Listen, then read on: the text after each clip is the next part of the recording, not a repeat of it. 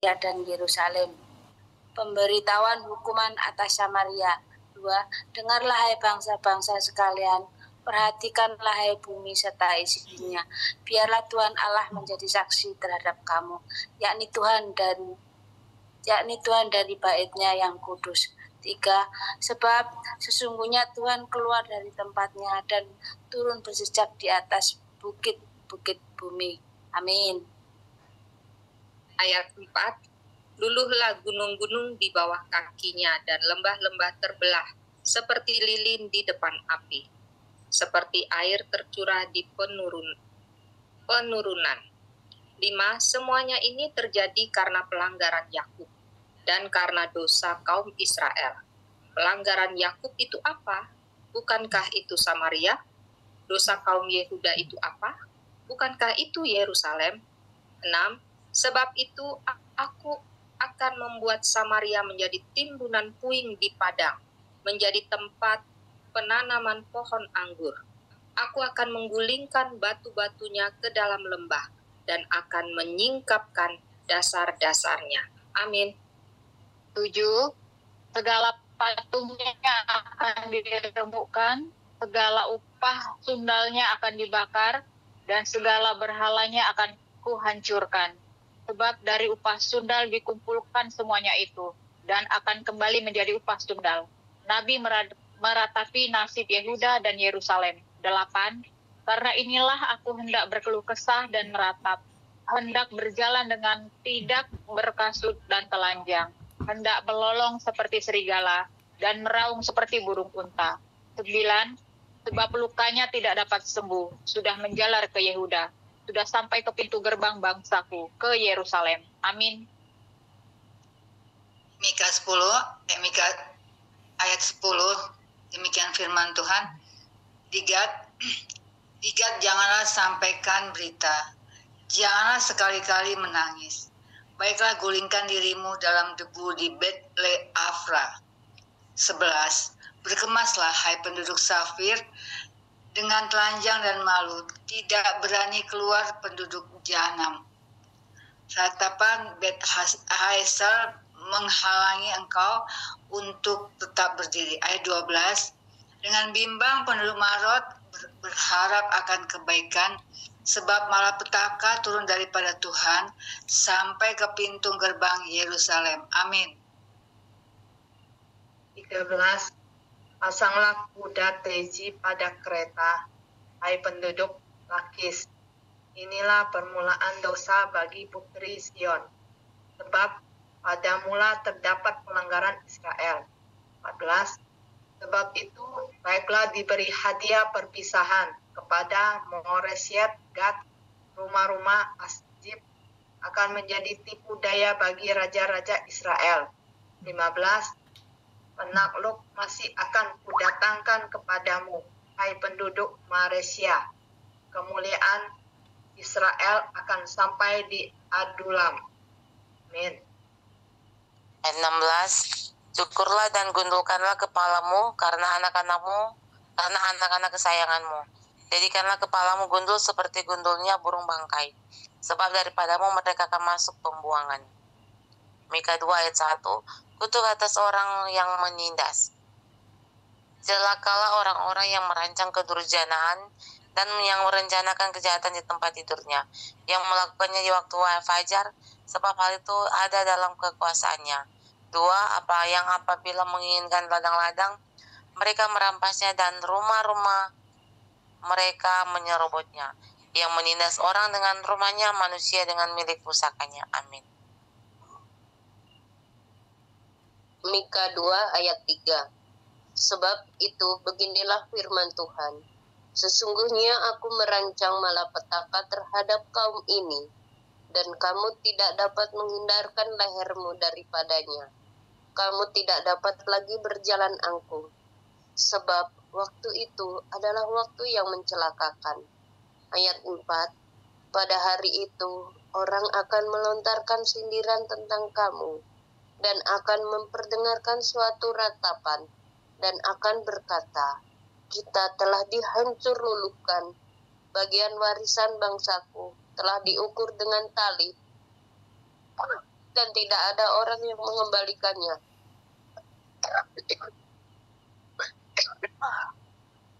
Ladang-ladang kita dibagikan kepada orang-orang yang menawan kita. Ayat 5, sebab itu tidak akan ada bagimu orang yang melontarkan tali dengan undian di dalam jemaah Tuhan. Amin. Ayat yang ke-6, janganlah ucapkan nubuat buat mereka itu. Orang tidak mengucapkan nubuat seperti itu. Noda tidak akan menimpa kita. Ayat yang ke-7, bolehkah hal itu dikatakan keturunan Yakub? Apakah Tuhan kurang sabar? Atau seperti inikah tindakannya? Bukankah firman-Ku baik terhadap orang yang benar kelakuannya? Ayat ke-8, tetapi kamulah yang bangkit sebagai musuh terhadap umat-Ku. Kamu merebut jubah dari orang-orang yang suka damai, dari orang-orang yang berjalan lewat dengan tentram, yang tidak cenderung kepada perang. Ayat yang ke-9, para istri di antara umat-Ku, kamu halau dari rumah kesayangannya, dari bayi-bayinya kamu mengambil untuk selama-lamanya, semarak yang telah Kuberikan kepada mereka. Amin. Ayat 10, bangkitlah dan pergilah, sebab ini bukan tempat perhentian bagimu. Oleh karena kenajisan, maka kamu akan dibinasakan dengan kebinasaan yang tidak terpulihkan. 11, seandainya seseorang datang mereka-reka yang hampa dan dusta, aku bernubuat kepadamu menentang anggur dan arak, maka dialah yang patut menjadi orang yang bernubuat terhadap bangsa ini. Janji tentang keselamatan. Ayat 12, dengan sungguh-sungguh aku akan mengumpulkan engkau seluruhnya, hai Yakub. Dengan sungguh-sungguh aku akan menghimpunkan sisa orang Israel. Aku akan menyatukan seperti kambing domba dalam kandang, seperti kawanan binatang di tengah-tengah padangnya, sehingga ramai dengan manusia. Amin. Ayat 13, penerobos akan maju di depan mereka, mereka akan menerobosnya dan berjalan, dan melewati pintu gerbang dan akan keluar dari situ. Raja mereka akan berjalan terus di depan mereka, Tuhan sendiri di kepala barisan mereka. Mika 3 menentang pemimpin dan nabi palsu di Israel. Ayat 1, kataku, baiklah, dengar, hai para kepala di Yakub, dan hai para pemimpin kaum Israel. Bukankah selayaknya kamu mengetahui keadilan? Ayat 2, hai kamu yang membenci kebaikan dan yang mencintai kejahatan, mereka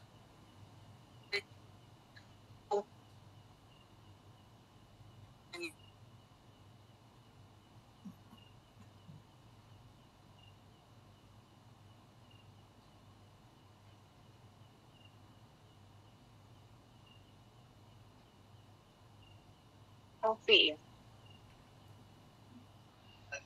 Iya betul lupa. Tadi di ayat berapa Ibu, kayak di tengah ya? Mereka berubah kulit 3 ya sekarang ya.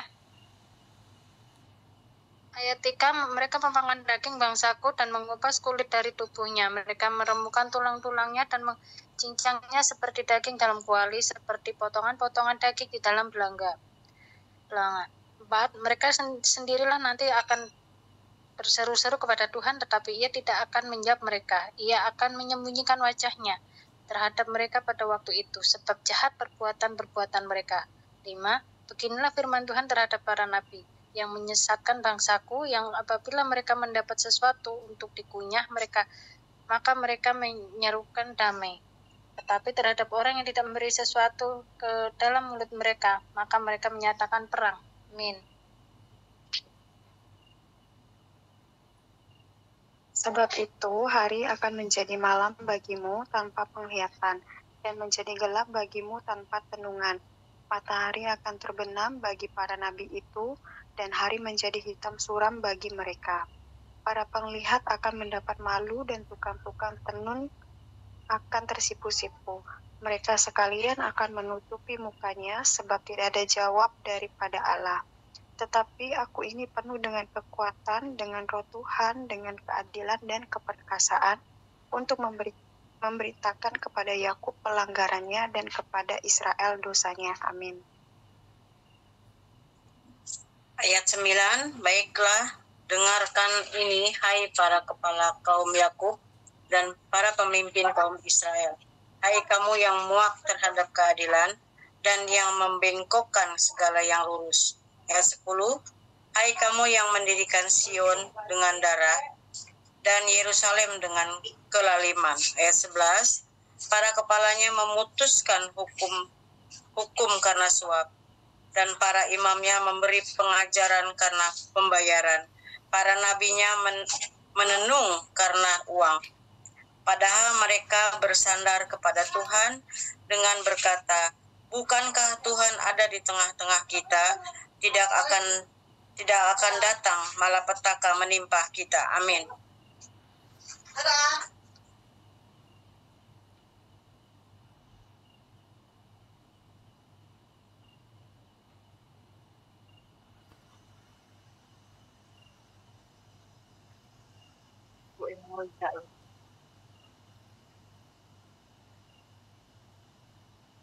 Ayat 12. Sebab itu oleh kerana kamu, maka Sion akan dibajak seperti ladang, dan Yerusalem akan menjadi timbunan puing, dan gunung bait suci akan itu Sion sebagai pusat kerajaan damai. Ayat 1, akan terjadi pada hari-hari yang terakhir, gunung rumah Tuhan akan berdiri tegak mengatasi gunung-gunung dan menjulang tinggi di atas bukit. Bangsa-bangsa akan berduyun-duyun ke sana. Ayat 2, dan banyak suku bangsa akan pergi serta berkata, mari kita naik ke gunung Tuhan, ke rumah Allah Yakub, supaya ia mengajar kita tentang jalan-jalannya, dan supaya kita berjalan menempuhnya. Sebab dari Sion akan keluar pengajaran dan firman Tuhan dari Yerusalem. Amin. Ayat 3, ia akan menjadi hakim antara banyak bangsa dan akan menjadi wasit bagi suku-suku bangsa yang besar sampai ke tempat yang jauh. Mereka akan menempa pedang-pedangnya menjadi mata baja dan tembok-temboknya menjadi pisau pemangkas. Bangsa tidak akan lagi mengangkat pedang terhadap bangsa dan mereka tidak akan lagi belajar perang. 4, tetapi mereka masing-masing akan duduk di bawah pohon anggurnya dan di bawah pohon arannya dengan tidak ada yang mengejutkan, sebab mulut Tuhan semesta alam yang mengatakannya. 5, biarpun segala bangsa berjalan masing-masing demi nama Allah, tetapi kita akan berjalan demi nama Tuhan Allah kita untuk selama-lamanya seterusnya. Amin.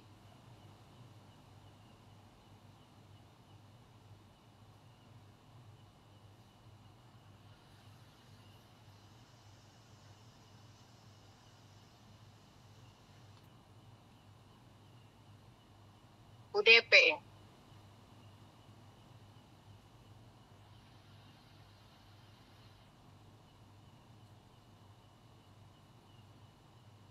Apa yang ditaja Ibu Rayu? UDP Bu Kartini.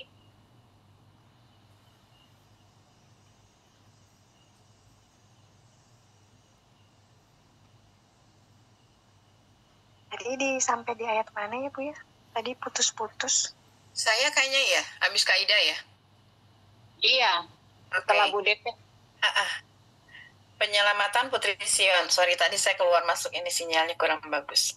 Pada hari itu, demikianlah firman Tuhan, aku akan mengumpulkan mereka yang pincang dan akan menghimpunkan mereka yang terpencar-pencar dan mereka yang telah kucelakakan. 7, mereka yang pincang akan kujadikan pangkal suatu keturunan dan yang diusir suatu bangsa yang kuat.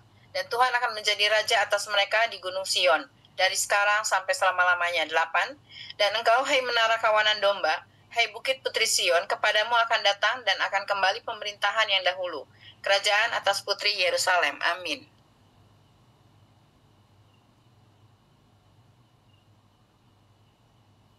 Kak Lia.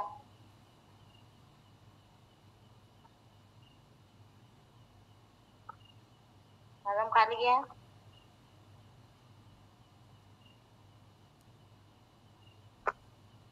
Kak Lia membaca Panda. Bu Mensi ya, silakan Bu Mensi. Ya. Ayat 9. Sekarang mengapa engkau berteriak dengan keras? Tiadakah raja di tengah-tengahmu atau sudah binasakah penasihatmu sehingga engkau disergap kesakitan seperti perempuan yang melahirkan? Menggeliatlah dan mengadulah, hai putri Sion, seperti perempuan yang melahirkan, sebab sekarang terpaksa engkau keluar dari kota dan tinggal di padang. Terpaksa engkau berjalan sampai Babel. Di sanalah engkau akan dilepaskan, di sanalah engkau akan ditebus oleh Tuhan dari tangan musuhmu. Sekarang banyak bangsa berkumpul melawan engkau dengan berkata, biarlah dia dicemarkan, biarlah mata kita puas memandangi Sion. Amin. Ayat 12.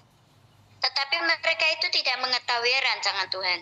Mereka tidak mengerti keputusannya, bahwa ia akan menghimpunkan mereka seperti berkas gandum ke tempat pengirikan. 13. Bangkitlah dan iriklah, hai puteri Sion, sebab tandukmu akan kubuat seperti besi, dan kukumu akan kubuat seperti tembaga. Sehingga engkau menumbuk hancur banyak bangsa. Engkau akan mengkhususkan rampasan mereka bagi Tuhan, dan kekayaan mereka bagi Tuhan seluruh bumi. 14. Sekarang engkau harus mendirikan tembok bagimu. Pagar pengepungan telah mereka dirikan melawan kita. Dengan tongkat mereka memukul pipi orang yang memerintah Israel. Amin. Silakan Bu Kristi.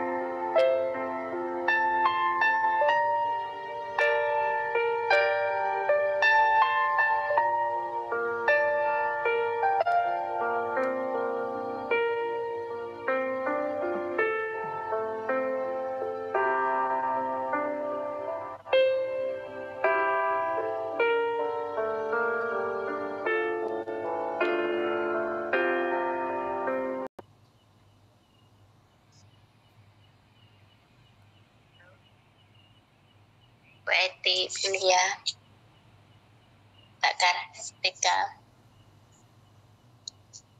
Mensi, Bu Juli, Bu Kristi, Kak Sofi, Risa, Bu TP,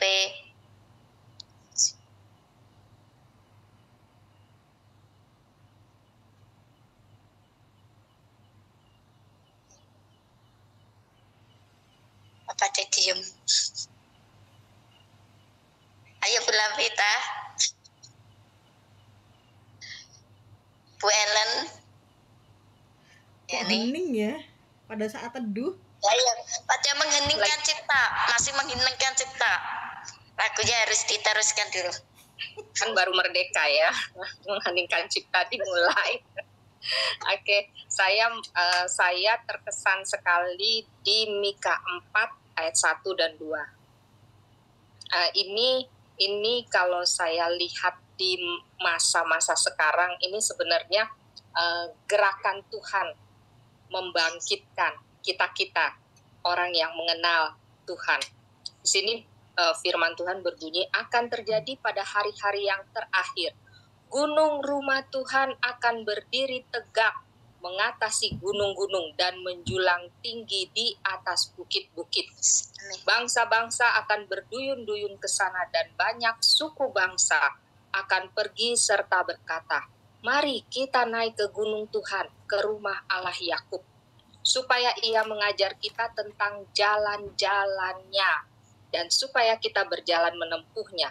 Sebab dari Sion akan keluar pengajaran dan firman Tuhan dari Yerusalem. Nah, ini di sini kalau kita lihat dari awal mula Tuhan menjadikan manusia itu sampai akhir, jadi dari kitab Kejadian sampai kitab Wahyu, semua fokusnya kepada Yerusalem. Karena Tuhan memilih. Saya tadi waktu masuk ke pembacaan yang ini gitu, saya membayangkan begini. Tuhan menciptakan bumi, ya. Itu kan ada banyak tempat ya di bumi ya. Gitu. Terus kemudian kayak di Indonesia aja ada Pati, ada Klaten, ada Surabaya, di Bandung aja itu banyak kota gitu ya. Nah, ini Tuhan menciptakan bumi, dan dari bumi yang begitu luas itu ya, itu Tuhan ambil center, ambil pusatnya satu, dan tidak berubah dari zaman dulu sampai sekarang, tidak berubah, yaitu Yerusalem. Ya, bagaimana Tuhan menempatkan Taman Eden di Yerusalem. Kemudian bagaimana setelah itu orang tersebar ke seluruh penjuru bumi, tapi kenapa Tuhan panggil Abraham untuk kembali ke Kanaan atau ke Yerusalem? Dan kemudian di situ bangsa Israel ketika Abraham sudah ada di kota yang Tuhan jadikan pusat yang Tuhan nggak pernah ubah itu ya, sampai bangsa Israel keluar dari Mesir. Setelah keluar dijajah, senang mereka hidup di Mesir walaupun mereka hidup dalam penjajahan, dalam perbudakan gitu. Tapi Tuhan panggil lagi kembali kemana? Ke Yerusalem lagi. Kemudian di situ ketika datang juru selamat Yesus lahir itu di Yerusalem. Dan sampai sekarang ini walaupun banyak orang yang menentang, tapi tidak bisa dibohongin ya, bahwa semua mata saat ini dunia, bangsa-bangsa di dunia matanya tertuju ke Yerusalem. Dan nantinya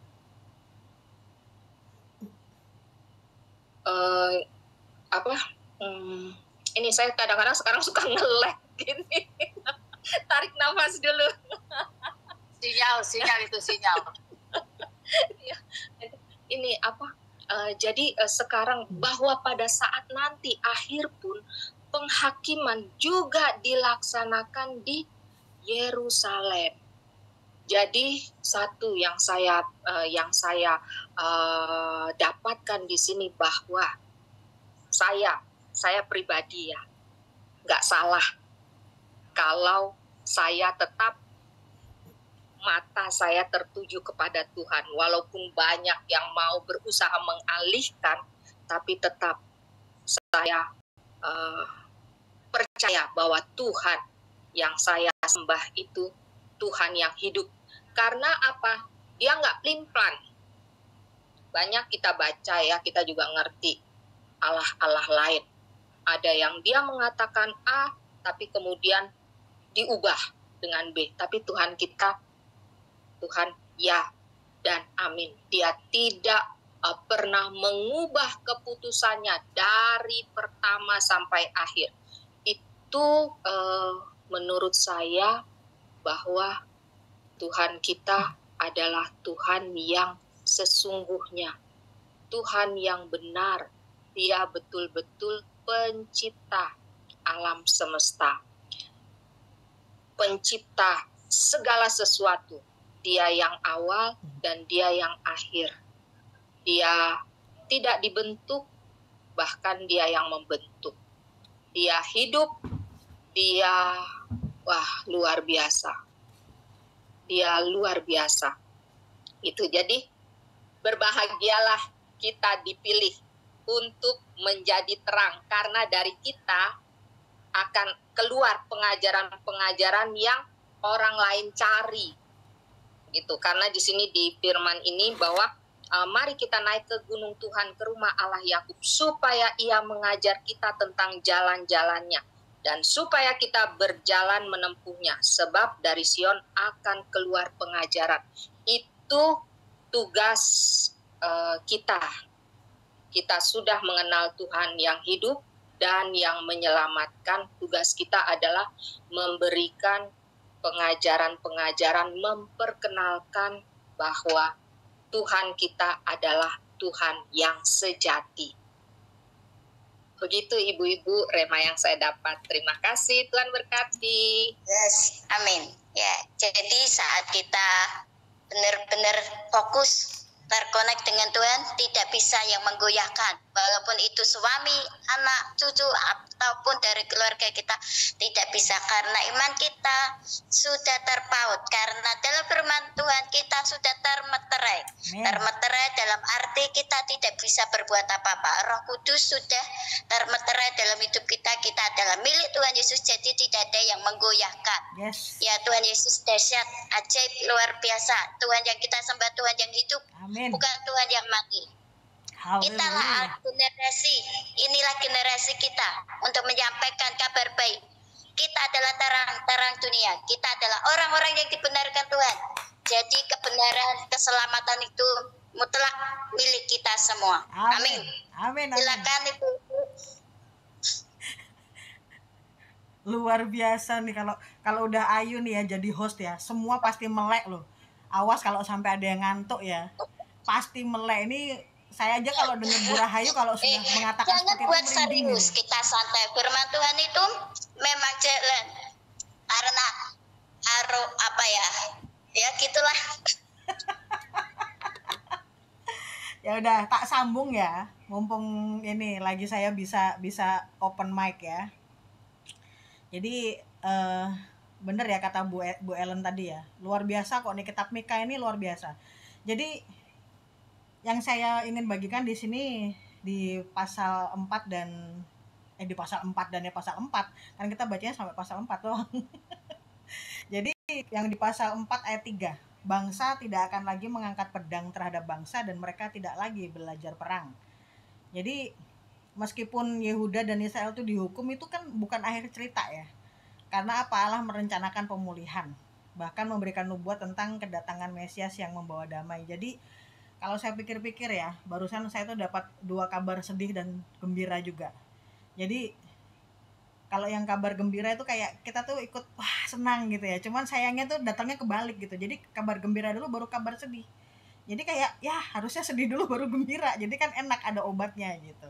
Tapi it's okay. Itu saya juga pas setelah mendengar sahabat saya juga cerita tentang ada suatu masalah dan kegagalan, itu malah bener-bener di situ kan dia bilang baru kali ini Bu saya diuji deh.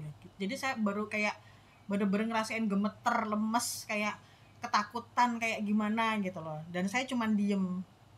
Terus dia tanya, kok Ibu diem?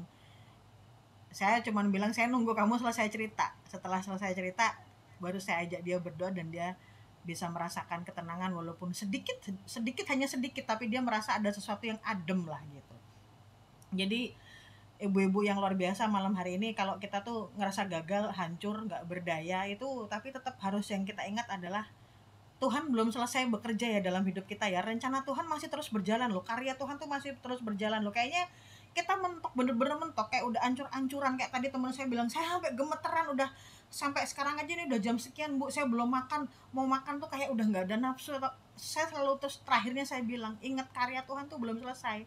Apalagi dia kan seorang murtadin ya, jadi dia tuh bener-bener kayak bebannya kok kerasa banget ya di sini ya. Awalnya aku bilang, nah awalnya kan kelihatannya semua pada saat permulaan menerima Yesus tuh semua adalah indah, sangat ramah indah. Tapi begitu seiring kita dewasa dalam rohani, kita tumbuh, kan permasalahan satu persatu kan datang. Dan disitulah iman dan kesetiaan kita kan diuji. Jadi saya katakan sama dia kalau jangan nyerah, walaupun kerasa berat kayak gini tuh tetap apapun, karena perjuangannya dia untuk dibaptis juga itu kan udah luar biasa gitu ya. Dan selalu ada rencana pemulihan tuh di balik setiap proses, pasti ada. Sama juga dengan bangsa Israel. Jadi saat semua pintu kerasa tertutup tuh saya suruh dia pegang janji Tuhan, dapat rema dari Tuhan, firman Tuhan, pegang itu, hidupi itu rema itu gitu. Terus saya baca juga tadi yang di Mika 4 ayat 4, tetapi kita ini akan hidup masing-masing di bawah pohon anggurnya dan di bawah pohon aranya dengan tidak ada yang membuat mereka takut. Gak ada yang membuat mereka takut.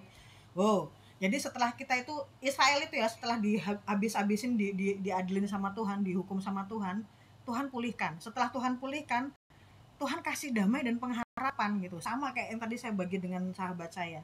Jadi setelah nanti, percayalah pasti akan ada damai dan pengharapan dari Tuhan tuh. Kita sampai, mungkin masalah belum selesai ya, tapi kita sudah bisa merasakan damai sejahtera, pengharapannya luar biasa.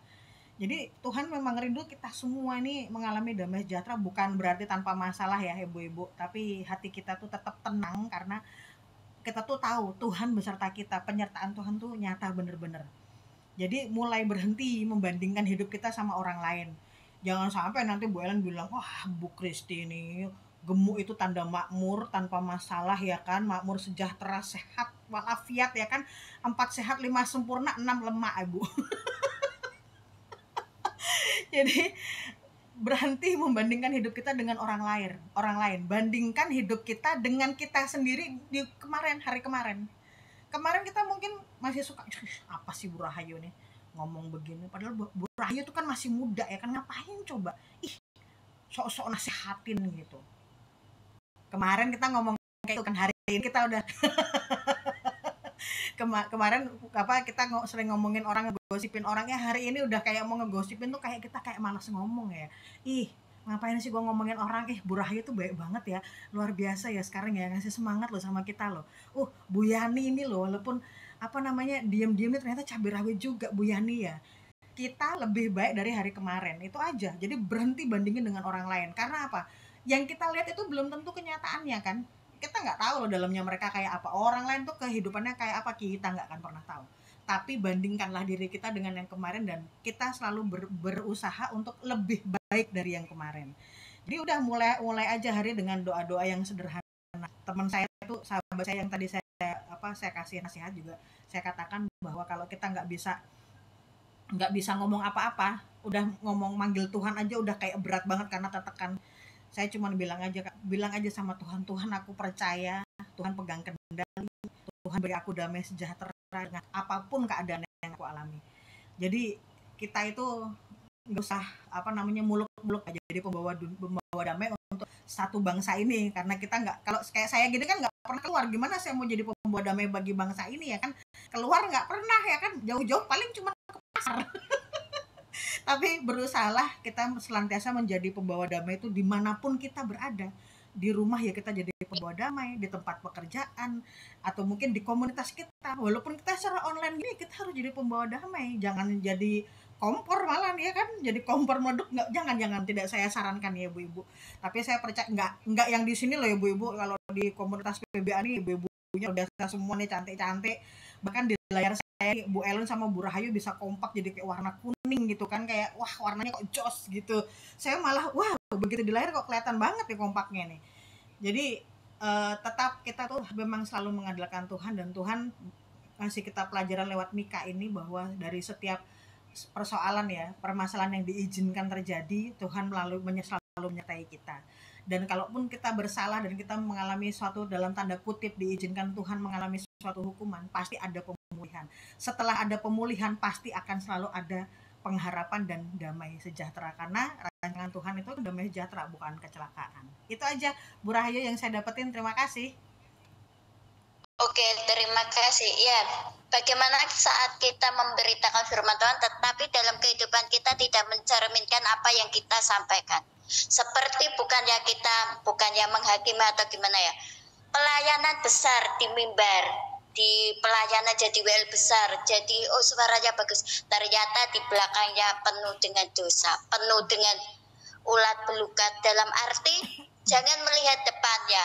Jadi lihatlah Tuhan, jangan, saya juga ini ya, jangan membanding-bandingkan. Lihat diri kita, apakah kita sudah benar di hadapan Tuhan. Jadi saat orang itu benar di naik next level, lihatlah. Karena kita tidak bergaul secara dekat, tetapi saat kita punya Roh Kudus itu akan mendeteksi dan orang itu akan dijauhkan dari kita. Tetapi saat kita ngeklik dengan Roh Kudus dan orang itu juga ngeklik dengan Roh Kudus, kita pasti akan dipersatukan dan itu akan erat. Dan Tuhan yang mempersatukan bukan kita, tetapi melalui hidup kita, kita membawa damai di sekitar kita. Oke, makasih Bu Kristi, Bu Ellen. Silakan Ibu yang lain. Saya ya Bu. Oke, silakan. Nanti kalau saya agak freeze, ada maklumin ya. Tadi ada tulisannya internet Anda tidak stabil. Oke, jadi saya mau berbagi di Mika 4 ya ayat 2. Mari kita naik ke gunung Tuhan, ke rumah Allah Yakub, supaya Ia mengajar kita tentang jalan-jalannya dan supaya kita berjalan menempuhnya. Amin. Jadi saya mau bersaksi ya ibu-ibu, saya saat ini kan sedang di Oikusi ya, Oikusi satu kota kecil di Timur Leste ya. Jadi bukan negara Indonesia, dulu bagian dari negara Indonesia ya, tetapi mereka merdeka. Saya datang ke kota ini sebenarnya sudah mulai tahun 2006 ya, 2006 sampai saat ini, jadi sekitar 19 tahun sebenarnya saya sudah bolak-balik ke sini ya. Mulai dari negara ini tidak berlampu, tidak berlistrik maksud saya. Jadi kalau sudah jam 6 itu hanya melihat bintang saja karena belum ada listrik. Di saat itu masih banyak tentara Amerika, tentara Cina, Jepang. Jadi masih banyak ya, Australia masih banyak dulu di sini. Sampai kemudian berkembang sampai saat ini infrastruktur sudah mulai dibagusin gitu ya. Saya bolak-balik ke sini, tetapi selama 19 tahun, saya tuh belum pernah bertemu yang namanya gereja Kristen di sini ya. Nah ini dia ya, saya luar biasa ketika kita sudah memang betul-betul mencari Tuhan, itu ya yang saya alami ya. Ada saja cara Tuhan itu mempertemukan ya. Jadi saya ikut salah satu sekolah penginjilan supranatural ya. Di situ kan dengan saya mengikuti sekolah itu, ternyata selain mendapat pengajaran, kita semua pasti bertambah jaringan ya, Berawal dari saya chatting dengan seorang ibu yang kebetulan tinggal di Alor. Lalu saya katakan bahwa saya saat ini di Oikusi. Terus saya bilang bahwa saya tidak tahu ada gereja di sini. Nah, melalui dialah pada akhirnya saya bertemu dengan seorang pendeta di sini yang asli orang lokal di sini. Dan ternyata gereja di sini itu hanya 2. Tapi itu dari utara ke selatan, ujung ke ujung. Karena memang mayoritas masyarakat di sini itu kan Katolik. Jadi Katolik dan Kristen itu benar-benar berbeda seperti Islam dan Kristen gitu ya. Jadi fanatiknya sangat kuat. Fanatiknya Katolik ini terhadap Kristen itu kuat. Jadi kalau ada yang masuk Kristen, orang-orang langsung tahu. Oh, misalnya saya bilang Bapak A, oh Pak Peter yang Kristen Protestan itu ya. Orang langsung tahu. Di Kristen, iya. Di sini ini kalau mau cari orang gampang, tinggal kasih tahu fotonya dan bilang dia Kristen, semua orang langsung tahu. Karena memang ternyata orang yang beragama Kristen itu sangat sedikit di sini karena mayoritas Katolik. Jadi sama seperti saya waktu cari gereja. Jadi gereja itu memang di ujung sana sampai di ujung timur atau ujung barat. Saya tinggal pilih utara atau selatan, saya mau kemana. Nah, saya akhirnya memilih yang ke bagian utara yang lebih kurang dari tempat penginapan saya itu sekitaran 13 atau 14 kilo. Ya, jadi saya naik motor ke sana dan cari. Di sini kan gak ada Google Map, setengah mati kan. Jadi saya harus tahu, pokoknya Bu, nggak ada Google Map, jadi harus bisa bertanya. Dan saya tuh rupanya gampang kalau nanya, tinggal bilang di mana gereja Kristen Protestan, karena hanya satu, langsung orang tahu, tunjukkan itu dia di sana, sebelah sana.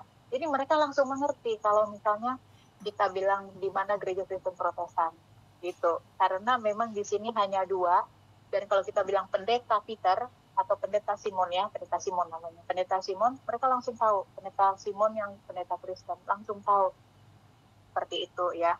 Dan rupanya pertumbuhannya di sini juga semua diawali dari Katolik. Jadi orang-orang yang sudah pernah didoakan ya, jadi didoakan baru mereka mau dibaptis selang seperti itu. Dan saya bersyukur bertemu dengan pendeta di sini ya, pendeta yang di gereja ini, karena dari situ akhirnya terbuka juga banyak pelayanan door to door. Nah, rupanya masyarakat di sini ya agak anti dengan Kristen, tetapi doyan didoakan. Paham ya Ibu ya? Jadi kalau door to door itu ke rumah didoakan, wow senang banget. Tapi kalau didoakan rame-rame, makanya saya baru terpikir bahwa kalau buat KKR di sini itu susah, karena terlalu fanatik sekali. Tapi kalau Kristen, mereka kumpul, dan itu tahu orang Kristen, mereka tidak mau gitu di sini. Ya, itu pun saya tahu itu saat ini, setelah 19-an tahun. Setelah saya memahami lebih dalam, terus saling sharing, baru saya mengerti gitu ya. Tapi saya percaya ya, yang tadi ini bahwa kita naik ke gunung Tuhan, ke rumah Tuhan, Allah Tuhan, supaya Ia mengajarkan kita tentang jalan-jalannya dan supaya kita berjalan menempuhnya. Jadi saya merasa bahwa banyak hal ya yang Tuhan ajarkan gitu kepada saya dengan pengalaman-pengalaman ini semua.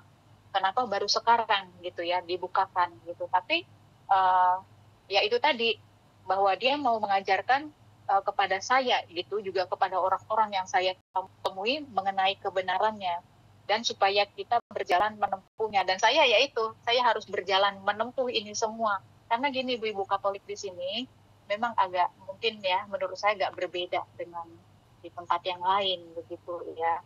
Di sini masih percaya ya begitu ya. Mungkin yang pernah Katolik di sini mungkin bisa kasih tahu saya dengan arwah-arwah gitu ya. Masih ada tradisi-tradisi yang dilakukan terkait arwah di sini. Nah, sementara Kristen yang saya temuin, mereka sudah tidak percaya sama sekali yang dengan arwah, dengan ritual-ritual begitu tidak. Jadi agama Katolik di sini hampir sama kayak agama Kristen di Sumba. Jadi yang di Sumba itu dia Kristen tapi dia penyembah animisme ya, yang masih percaya gitu ya. Untuk sesajen dan segala macam. Jadi adat yang dipadukan dengan agama. Nah, di sini juga begitu. Jadi ya itu tadi, saya puji syukur dengan banyak hal yang Tuhan pertemukan, divine connection ya, dengan jaringan-jaringan, termasuk juga seperti ini, jaringan melalui teman-teman yang tersebar di seluruh Indonesia.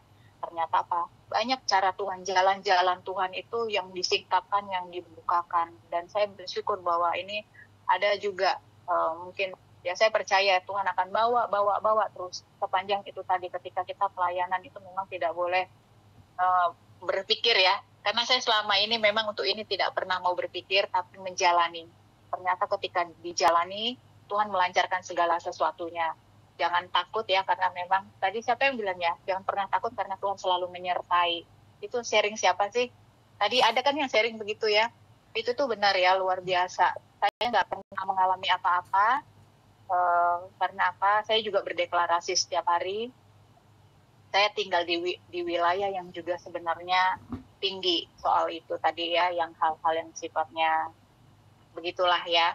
Itu, tapi saya merasa bahwa sampai saat ini, sampai detik ini, walaupun saya datang door to door mendoakan orang, Tuhan tetap pelihara saya. Seperti itu kan, makanya saya mengimani yang sudah kita baca ini tadi, bahwa langkah-langkah kita itu Tuhan akan jaga, Dia tidak akan biarkan kita terjerumus, seperti itu.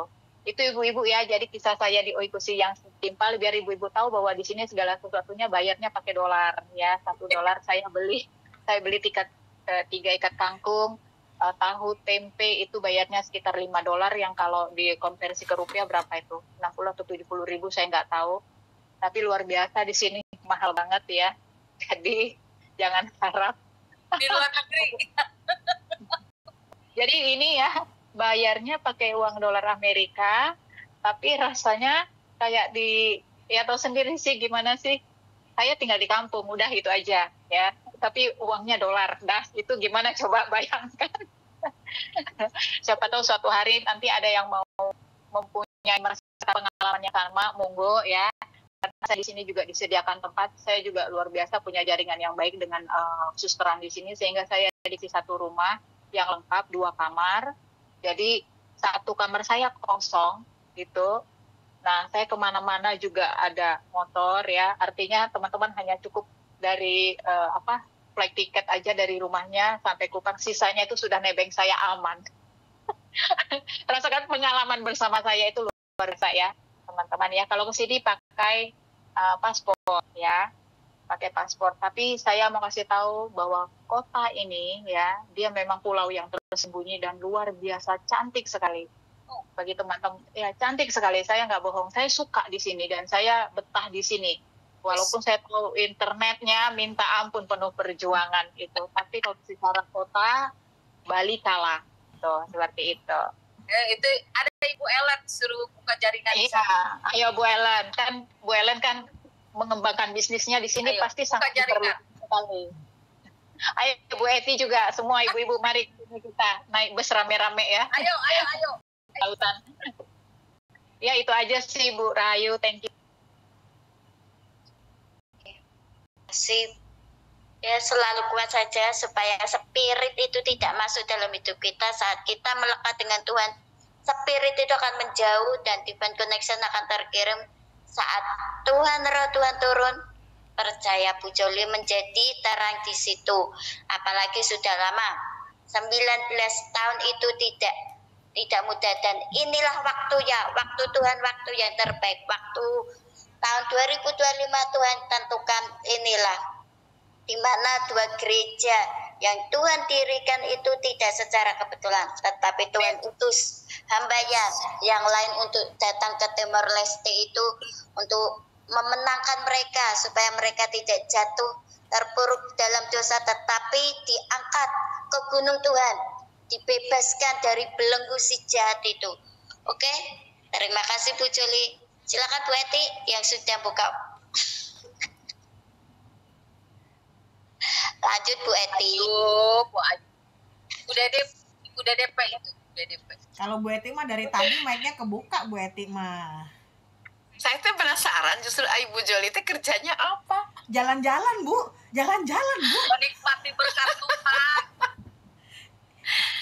Ini enak banget gitu ya jalan-jalan. Pergi ke bangsa-bangsa Bu. Iya. Dari tadi saya penasaran Bu Joli itu kerjanya apa ya? 16 tahun ke Timor Leste itu tuh luar biasa. Berarti kan minimal sambil menyelam minum air.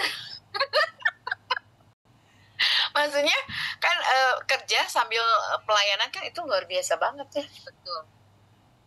Kerja ya, tapi mungkin masing-masing punya takaran. Kenapa Bu Kristi? Kerja, pelayanan dan jalan-jalan Bu bonusnya. Oh gitu, dibalik ya. Di Timor Leste aja tiap hari pantai. Luar biasa kan? Ini kalau ibu-ibu dengar, ini deburan ombak itu sebelah kiri saya, pantai itu di sebelah. Terus gunung saya dikelilingi oleh gunung. Makanya kota ini ada gunung, ada pantainya. Ya, jadi sebelah kiri ini pantai. Nanti kalau terang ya, saya langsung kasih tahu itu pantai. Pantainya cantik banget. Lalu sebelah belakang itu sampai keliling itu semua gunung. Gitu. Unik kan tempat. Makanya di sana Bu Ellen. Cantik banget. Saya nggak bohong. Di Instagramnya Bu Joli itu pemandangannya pantai. Cakep ya. Memang iya. Memang benar-benar cantik di sini. Saya mau diajak tadinya Bu Eti, tapi saya bukan sebagai teman healing. Tapi saya diajak tapi bukan sebagai teman healing, disuruh jadi tukang masaknya dia. Nggak apa-apa Bu Kristi, kan selama ini Bu Kristi nggak pernah keluar, cuma ke pasar. Ayo. Bener. Saya mau bagian sedikit boleh? Boleh Bu. Sorry tadi saya keluar masuk karena di internetnya lagi kurang bagus. Makanya saya tutup kamera ya. Oke. Saya bagiin dari Mika 2 ayat 12 sampai 13. Mika ini kan memang nabi, sebenarnya kalau disebut nabi kecil juga enggak, disebut nabi besar juga bukan. Jadi pokoknya dia seorang nabi yang ditugaskan untuk menubuatkan. Kalau kita lihat di Mika 1 kan sebenarnya teguran ya. Di Mika 2 ini juga ada teguran. Bahkan dia ngomong kutuk gitu kan. Dia itu orang yang tegas kalau menurut saya ya. Kan di Mika 1 sampai 4 ini yang nulisnya tuh Mika sendiri gitu. Di yang Mika 2 ayat 12 ini disebutkan, dengan sungguh-sungguh aku akan mengumpulkan engkau seluruhnya, hai Yakub. Dengan sungguh-sungguh aku di sini akunya besar. Akan menghimpunkan sisa orang Israel. Aku akan menyatukannya seperti kambing domba dalam kandang. Kebayang kambing domba dalam kandang. Seperti kawanan binatang di tengah-tengah padangnya. Sehingga ramai dengan manusia. Terus ini yang saya menggelitik. Penerobos akan maju di depan mereka. Mereka akan menerobos dan berjalan melewati pintu gerbang dan akan keluar dari situ. Raja mereka akan berjalan terus di depan mereka. Tuhan sendiri di kepala barisan mereka. Saya pernah dengar kata forerunner ya. Ketika kita misalnya menjadi seorang yang penerobos, berarti dia itu siap tempur. Dengan kata lain, dia udah siap dengan segala resiko yang ada di depannya. Kalau misalnya dia menjadi seorang penerobos, intinya dia pasang badan untuk orang-orang yang ada di belakangnya. Nah, tapi dikatakan di sini Tuhan sendiri di kepala barisan mereka. Berarti sebenarnya yang menerobos ini adalah orang yang bukan bersandingan ya, orang yang benar-benar dekat dengan Tuhan, orang yang benar-benar tahu kapasitasnya dia sebagai seorang anak Tuhan, orang yang benar-benar punya hikmat Tuhan, karena dikatakan Tuhan sendiri di kepala barisan mereka, dan dia itu mengikuti. Kalau dibilang bukan jejak kakinya Tuhan, dia itu mengikuti arahan Tuhan secara jelas gitu. Nah ini ditujukan kepada siapa? Kepada bangsa Israel, kepada kaum Yehuda, kepada Yakub sendiri. Nah kita kan kalau dibilang mungkin ya, kita tuh orang-orang yang katakanlah sebagai orang yang diselamatkan Tuhan, yang akhirnya dipimpin Tuhan, dituntun Tuhan, tapi sepertinya kita lupa siapa peran kita atau apa peran kita. Makanya nih bersyukur Bu Joli diberi kesempatan ya untuk akhirnya berkunjung ke negara-negara atau ke desa-desa atau ke kota-kota apapun itu dengan satu tujuan. Berarti saya boleh katakan ngomong Bu Joli ini forerunner. Bu Joli ini seorang penerobos yang bisa menerobos. Dia tahu apa yang ada di dalam tangan dia tahu apa yang Tuhan tunjukkan jalannya kepada Bu Joli. Jadi intinya ketika kita menjadi seorang forerunner, kita tahu kapasitas kita, dan kita juga pasang badan untuk segala sesuatunya. Yang pasti di Mika 4 juga disebutin tadi Bu Ellen bagian juga luar biasa nih. Jadi di Bukit Sion itu datang pengajaran. Tapi sebelum kita lihat Bukit Sion ini harus dihancurin dulu. Jadi dengan kata lain, keegoan kita ini harus dihancurin dulu.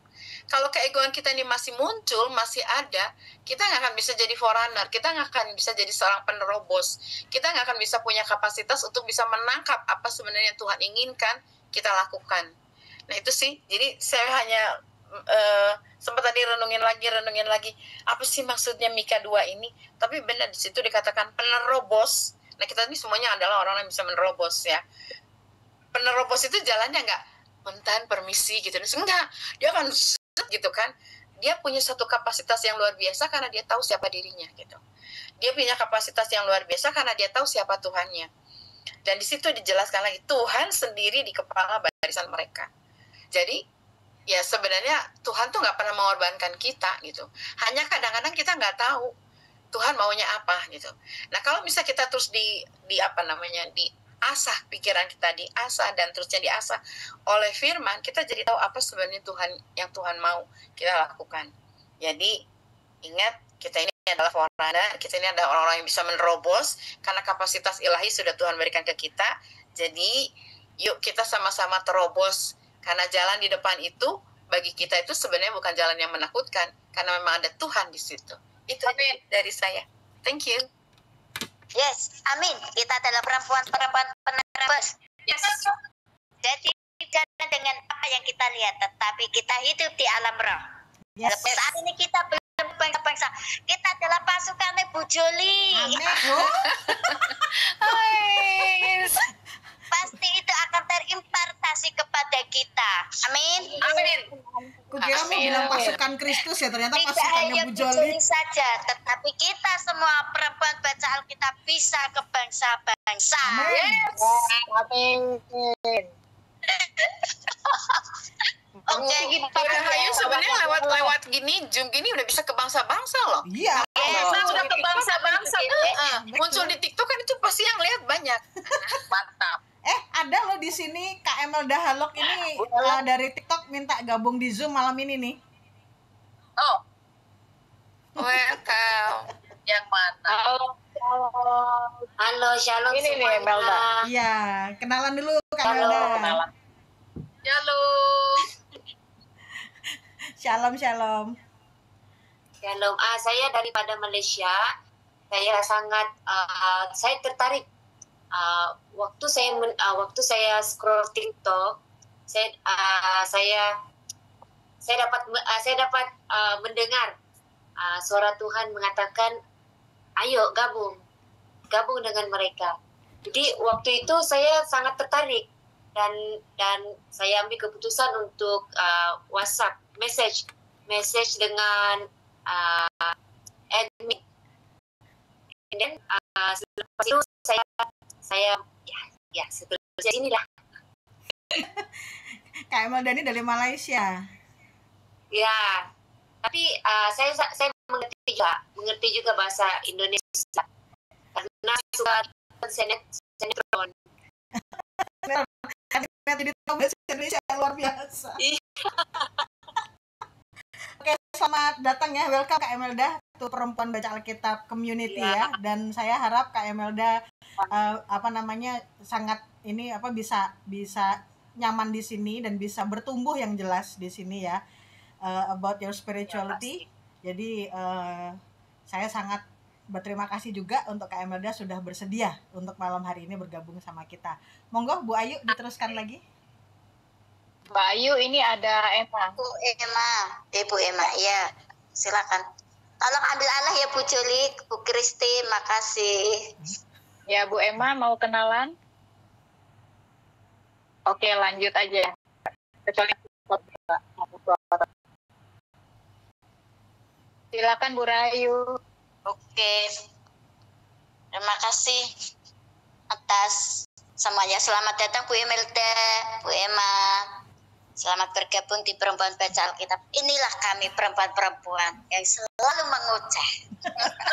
Bukan mengoceh tentang kibat, tetapi mengoceh tentang firman Tuhan, mengelupas, menguncai. Tahu nggak bahasa menguncai? Menguncai itu bahasa Indonesia. Bahasa Indonesia versi itu bahasa Jerman itu mengoncai itu. Ayo terjemahkan Bu Christine. Bu Christine yang penerjemah. Aduh, ini ibu-ibu di sini memang comel-comel sekali, ini memang luar biasa nih. Dengar kos. Aku aja nggak ngerti Bu Kristi apa itu.